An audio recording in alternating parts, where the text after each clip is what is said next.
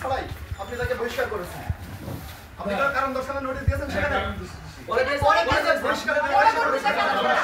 আপনি বহিষ্কারের পরে কাকে নোটিশ করেছেন সেটা জানাজানি হওয়ার পরে, তারপরে আপনি কারণ দর্শানোর নোটিশ দিয়েছেন এবং বহিষ্কার করেছেন। আপনি এই সংখ্যালঘু নির্যাতনের নামে আপনি কি শুরু করেছেন? আপনি এই সরকারকে প্রশ্নবিদ্ধ করছেন যে এই সংখ্যালঘু নির্যাতন আমরা করেছি। আগামী সরকারের আমলে আপনাদের পরামর্শে হিন্দুদের মন্দিরে মসজিদে কোরআন রেখে আগুন পুড়িয়ে আপনারা এই ক্ষতি দেশের করেছেন, দেশের বদনাম করেছেন, আবার এখন আপনারা সংখ্যালঘুদের নির্যাতন করছেন। একই সাথে এখানকার প্রফেসর সুশেন্দ্র কুমার ভৌমিককে আপনি জোরপূর্বক এই অফিসে ডেকে এনে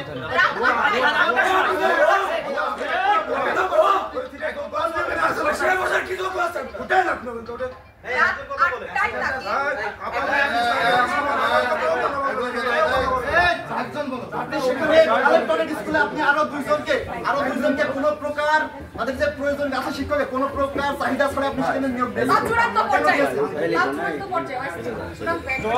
কথা বলতে হবে।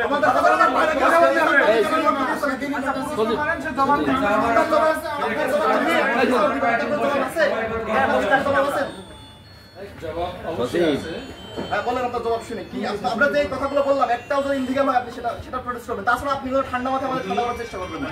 উনি কাঞ্চন কুমার বিশ্বাস অভিভাবকদের সাথে আমাদের কর্তৃপক্ষের সাথে তার আচার আচরণ বিভিন্ন সময় অসংলগ্ন। আচ্ছা, আপনাকে দেখা হচ্ছে কারণ দর্শানোর নোটিশ দিয়েছিলেন?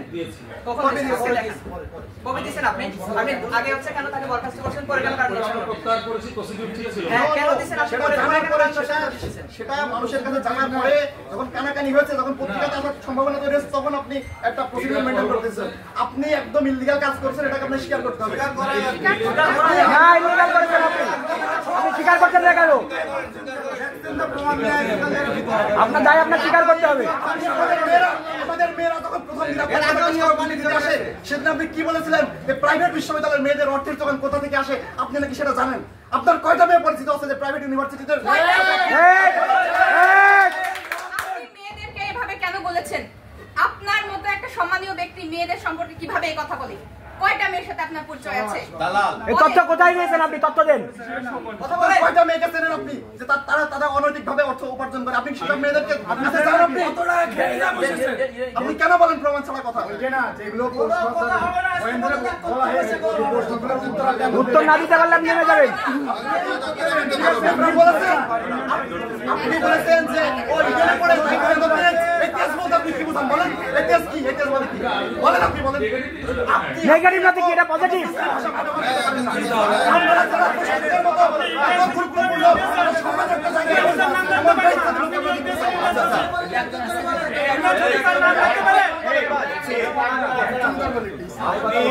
জেলা প্রশাসক হিসাবে আমরা জানি যে আপনি আমরা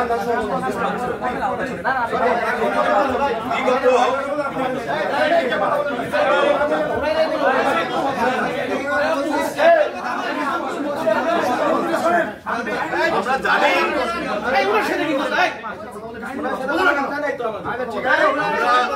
আমরা খুব ভালো করেই জানি যে স্বৈরাজ শাসকের আপনি অন্যতম একটি লেসপেন্সার নিঃসন্দেহে, কিন্তু আপনি রাষ্ট্রীয় ক্ষমতায় একটি চেয়ারে গুরুত্বপূর্ণ চেয়ারে আছেন বলেই আমরা এখনো পর্যন্ত আপনাকে সম্মান দিয়ে বিভিন্নভাবে প্রশ্ন করছি। আপনি সবগুলো কৌশলে এড়িয়ে যাওয়ার চেষ্টা করেন এবং সবচেয়ে দুঃখজনক ব্যাপার হলো 5 তারিখের পরে স্বৈরা শাসক পতন হলেও আপনার চিন্তা চেতনার কোনো পরিবর্তন আমরা পাইনি। যার পরিপ্রেক্ষিতে আজকে বৃষ্টি স্নাত দিনেও এই ছাত্রদেরকে ম্যাচ থেকে হল থেকে বের হতে এসেছে আপনার মুখোমুখি দাঁড়াতে। অন্যতম প্রমাণ হচ্ছে প্রফেসর সুশেন্দ্র কুমার ভৌমিক। তিনি সর্বজন শ্রদ্ধা একজন শিক্ষক, বয়স্ক শিক্ষক। তাকে রাত 8টার সময় জেলা প্রশাসকের কার্যালয়ে নিয়ে এসে তিনি একজন সংখ্যালঘু প্রতিনিধি, তাকে আপনি জোর করে তাকে অব্যাহতি লেখাইয়েছেন।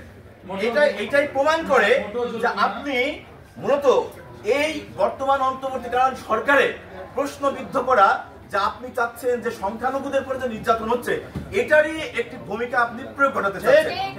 তার বাস্তব আরো প্রমাণ, আপনি যে কাঞ্চনকে সাসপেন্ড করেছেন, তাকে আপনি সাসপেন্ড করার পরে যখন আপনি বুঝেছেন এই ছাত্ররা জেনে গেছে, আপনি আবারও নতুন করে ওটা স্থগিত দিয়ে পরে আবার আপনি কারণ দর্শিয়েছেন কিন্তু আপনি জানেন যে তাকে আপনি সাসপেন্ড করবেনই, যার কারণে আমার বিশ্বাস আপনারা রিডিংও পড়ে দেখেননি, কাঞ্চনকে ওই কারণ দর্শনের উপরে নোট লিখে দিয়েছেন, যেটা গ্রহণ করা হলো না, তার মানে তার সাসপেন্ডটা আপনি বহাল রেখেছেন, অথচ সেই কাঞ্চনের উল্লেখযোগ্য কোনো ত্রুটি আপনার কাছে নেই। একই সাথে কালেক্টরেট স্কুলে আপনি তো একটি ব্যবসা প্রতিষ্ঠান বানিয়েছেন যেখানে সাধারণ ছাত্রদের বেতন স্কুলটি চলে, প্রতিনিয়ত আপনি আসার পরে বেতন বেড়েছে।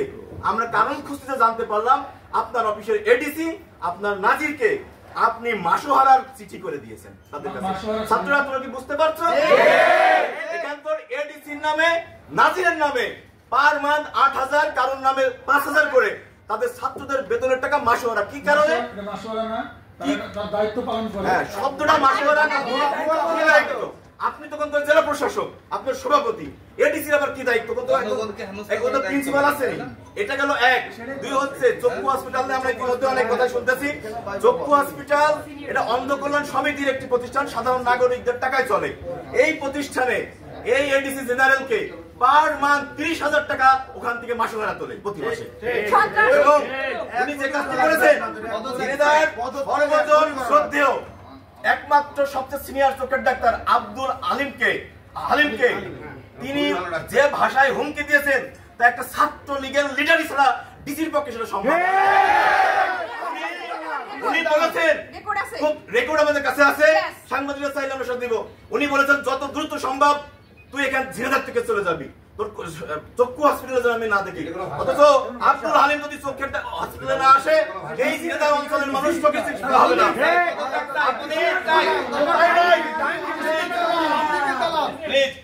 আপনি চক্ষু হসপিটালের সাধারণ নাগরিকদের টাকায় পরিচালিত প্রতিষ্ঠান, আপনি পদাধিকার সভাপতি ওখানে ডিসি হিসাবে। যদিও আমার বিশ্বাস স্বৈরাচারী ডিসি থাকতো, আমার মনে গঠনতন্ত্র আপনাদের ডাকতো না। কিন্তু আপনি আর যে ভয়ঙ্কর যে কাজটি করেছেন, আপনি আসার পরে 22 জনের সার্কুলার দিয়ে আপনি 38 জনের নিয়োগ দিয়েছেন সেখানে। আপনি সেটা কিভাবে এতগুলো অধিক নিয়োগ আপনি দিলেন? সর্বশেষ আপনি একজন সামান্য হিসাব রক্ষককে আপনি ওখানে অ্যাডমিনে বসাইছেন। টোটাল হসপিটালটাকে আপনি একেবারে ভাঙচুর করে চলছেন। এবং আমাদের সবার বিশ্বাস এখন যে আপনি চলে যাওয়ার আগে আপনার একটি মিশন এবং ভিশন, সেটা হলো ঝিনাইদহের মানুষের মধ্যে একটি ক্ষোভের সৃষ্টি করে চলে যাওয়া, এবং যে সকল প্রতিষ্ঠান মানুষের জনমানুষের কল্যাণ হয় সেইগুলো আপনি ধ্বংস করে তারপরে কিন্তু বিদায় হতে চাচ্ছেন। তার আগে আমাদের বক্তব্য হচ্ছে আজকে এখনই সাধারণ ছাত্রদের দাবি আপনি ঝিনাইদহের অফিস ক্লোজ করে বিদায় নেবেন।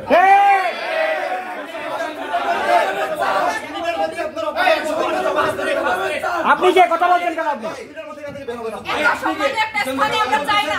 আমাদের এই ঝিনাইদহ রক্ত দিয়েছে, আমাদের এই ঝিনাইদহ রক্ত শহীদ হয়েছে আমাদের রকিব ভাই, আমাদের এটা হামিদুর রহমানের জেলা। আপনার মতো এরকম আমরা কি জেলায় দেখতে চাই না? কথা কি পরিষ্কার? আপনার আর কোনো বক্তব্য নেই আমাদের। আপনার কোনো কথা নেই। আমরা 2 দিন মিটিং করছি। আপনি এই প্রোগ্রাম, এই আন্দোলন শুরুর আগে কি বলেছেন? এসব আন্দোলন করে লাভ নেই, তোমরা ঘরে ফিরে যাও, পড়াশোনা করো বলছিলেন না? আপনারা পরের দিন আপনার কাছে আবার আসছি এখানে কথা বলতে, দেখা করতে। আপনি আমাদেরকে অপমান অবস্থিত করেছেন, বারবার আমাদেরকে ছোট করেছেন, আমাদের নিয়ে হাসি ঠাট্টা করেছেন। আপনার মনে আছে আমরা এসপি সাহেবের অফিসে গেছিলাম, তার সাথে আমাদের বৈঠকটা ঘটাইছি, কিন্তু আমরা দেখতে পেয়েছি যে তিনি যথেষ্ট নম্র করতেন।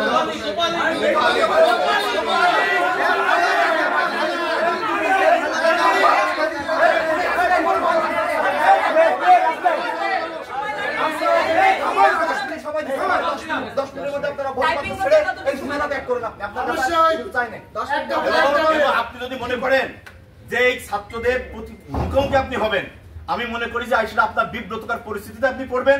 এখনো পর্যন্ত জেলা প্রশাসকের চেয়ারে বসে আছেন, আমরা আমার সাধারণ ছাত্র হিসেবে আপনাকে সম্মান করছি, আপনাকে সেফ এক্সিট দিতে চাই। আপনি খুব দ্রুত এখনই ছাত্রদের বিদায় হওয়ার আগে ঝিনাইদহের জেলা প্রশাসনের কার্যালয় থেকে বিদায় হবেন।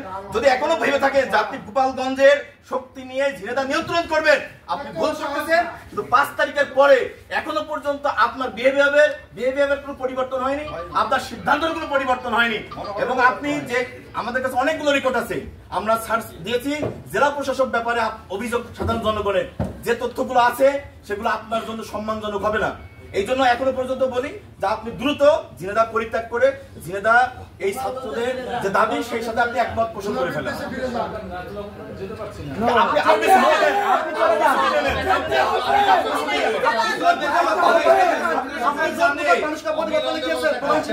আপনি নিজে এখন লিখবেন, আপনি নিজে লিখবেন এখন।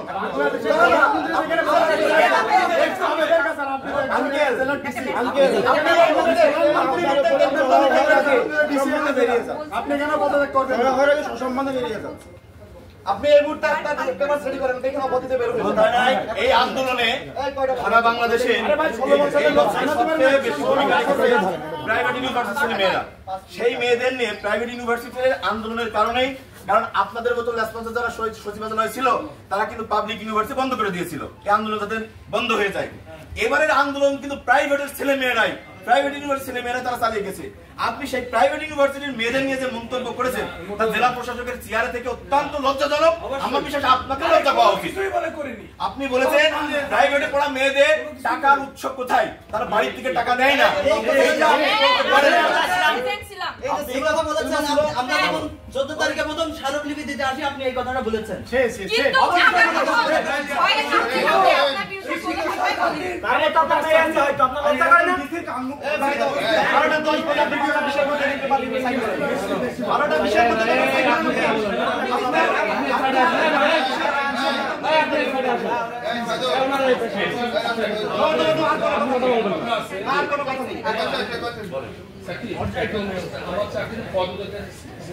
যেভাবে হোক স্যার, আপনি যে কোনো ছুটি নেন, আপনি অসুস্থতাকে ছুটি নেবেন, কি নেবেন আপনার সহবর্গ এডিসি জেনারেল সহ যারা শিক্ষা আছে, এমনকি পুলিশ প্রশাসনের পুলিশ লোক আছে, পরামর্শ নেন, দ্রুত আপনি এখান থেকে ছুটি নেন। এবং আপনাকে আমরা করজোর অনুরোধ করছি ছাত্র হিসেবে, আপনার ছোট ভাই হিসেবে আপনি আর এই ভুল করতে যেন না যে আপনি কোনোভাবে কোনো ক্ষমতার ব্যবহার করে। আমরা জানতে পেরেছি বর্তমান যারা ক্ষমতাসীন হবে এই আবহাওয়ায় আপনি ইতিমধ্যে অনেকের সাথে লিয়াজ শুরু করে দিয়েছেন, অত্যন্ত দুর্ভাগ্যজনক। আপনার চেয়ার একটি নিরপেক্ষ চেয়ার, আমরা আপনাকে নিরাপদ এক্সিট দেওয়ার জন্য আপনার সভাসদবর্গকে অনুরোধ করতেছি, আপনাকে যেন বুঝায়। শেখ হাসিনা যেমন বুঝতে চায়নি তার ক্ষমতা 45 মিনিটেও, আপনার সভাসদবর্গ যেন আপনাকে বোঝায় যে অনেক লাইন আছে আপনার স্বাক্ষর করেছে, আবেদন লিখে আপনি দ্রুত এই কার্যালয় ঝিনেদার এই জায়গাটি আপনি ছেড়ে স্যার সম্মানের সাথে যাবেন। যদি আপনি এর ব্যত্যয় ঘটান তাহলে ছাত্রদের পরবর্তী আন্দোলনের সব দায় আপনাকে বহন করতে হবে। ছাত্ররা যাবে না, আমরা যাব না, কথা পরিষ্কার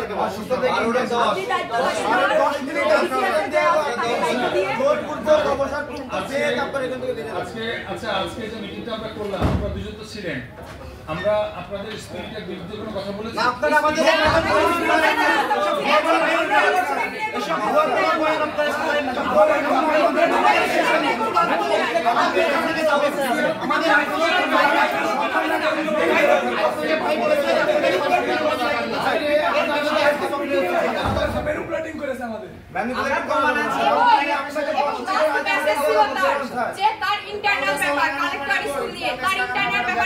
হস্তক্ষেপ না করি, এটা ছিল মিটিং এর লাস্ট মেসেজ।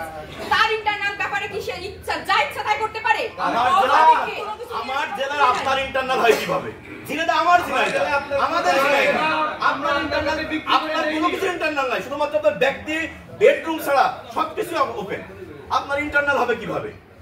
আপনি রাত 8টার সময় জেলা প্রশাসকের কার্যালয় এখন রাত্রি খোলা থাকে, আমরা দিনের বেলায় পাই না পাইলেও এইডিসিকে আমরা রাত্রে পাই। আর রাত্রে এইটা কি অন্ধকারে তো ভালো কাজ হওয়ার কথা নাই, তারপর আমরা সেই মন্তব্যে যাবো না।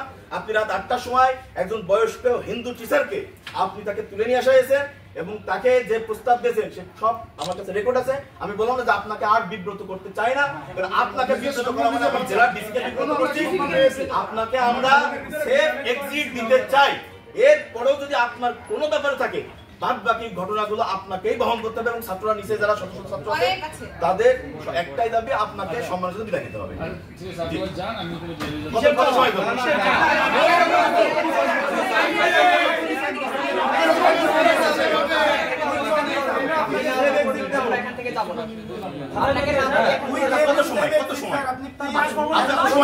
আপনি সময় বলেন আপনাকে জি আমাদের সামনে আপনি জোরপূর্বক অবসরপ্রাপ্ত এখনই নেবেন স্যার, জোরপূর্বক অবসর নিতে হয়। আপনি যেভাবেই হোক আপনার যে প্রসিডিউর আছে আপনি সেই প্রসিডিউর মেনটেন করে আপনি সিনেটর থেকে বিদায় নেন। আমাদের আপনার চাকরি থেকে আমরা বিদায় করতে চাই না, আপনি সিনেটর থেকে বিদায় নেন, এই আমাদের দাবি। আর কোনো তবে সাংবাদিক ভাইকে দৃষ্টি আকর্ষণ করছি, জেলা প্রশাসক সে এক্সিটের জন্য আমরা তাকে সসম্মানে এই স্থান ত্যাগ করার জন্য অনুরোধ করছি। জেলা প্রশাসনে তার মতো দুর্নীতিগ্রস্ত এবং তার মতো স্বৈরাচারী মানুষ 5 তারিখের পরেও আমাদের ডিসি মহোদয় এস এম রফিকুল ইসলামের কোনো পরিবর্তন হয়নি, যেটা 5 তারিখের আগেও এই রাষ্ট্র যেটা করেছে। আমাদের কথা হলো তিনি বিদায় নেবেন, কিন্তু উনি তার ওই রুমে যে লাল টেলিফোনে সে যদি মনে করে আমি আর্মি নিয়ে এসে ছাত্র পিটাতে চাই, সে যদি মনে করে র্যাব নিয়ে এসে আমাদেরকে সরাতে চায়, যদি মনে করে যে পুলিশ সুপারকে জানিয়ে আমাদেরকে এখানে সরাতে চায়, তাহলে আমি মনে করি যে তিনি অত্যন্ত অন্ধকারে রয়েছেন। আমরা আপনাকে সসম্মানে বিদায় দেওয়া পর্যন্ত আপনার গাড়ি পার্কিং এ আমরা অবস্থান করছি। আপনি বলেন কত সময়ের জন্য আপনি থাকবেন। ওকে ফাইন,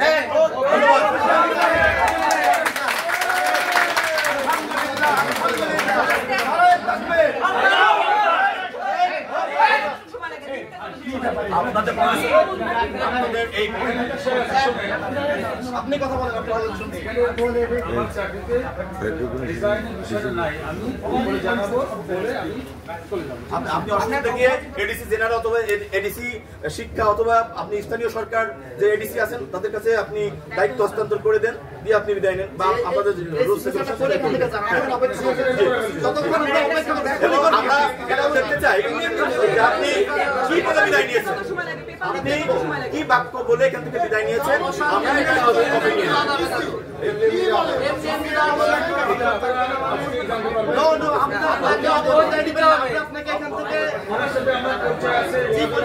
আপনার অনেকের সাথে পরিচয় আছে, ওনার সাথে আমার পরিচয় আছে, যোগাযোগ আছে, আপনারা জানতে পারবেন।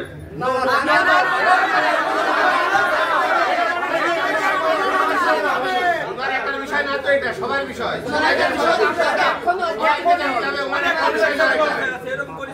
আপনি এখন আমি বিভাগীয় কমিশনার স্যারের সাথে কথা বলে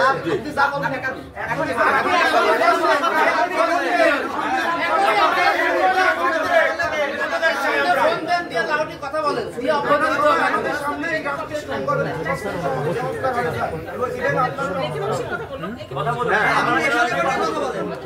আমাদের সামনে কথা বলুন। আচ্ছা ঠিক আছে, আপনারা বসেন, আপনাকে কথা বলছে, দুইজন আসতে পারেন।